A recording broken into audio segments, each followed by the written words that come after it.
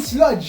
Napakadali, napakasarap, 2 ingredients lang and I promise you, baka ito na yung hinahanap mong magsosolve dyan sa sweet cravings mo. Wag na nating patagalin. Let's go! Mike G back with the voiceover. So for this recipe, we're gonna need whey protein isolate and all-purpose cream. Yung dalawa lang na yan. So sa isang bowl, kuha lang tayo ng protein whey isolate at ilagay lang natin ito.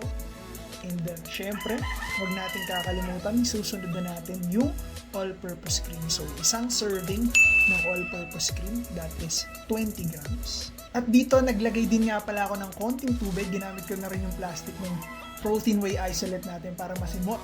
And optional step to, hindi natin kailangan, just for the consistency.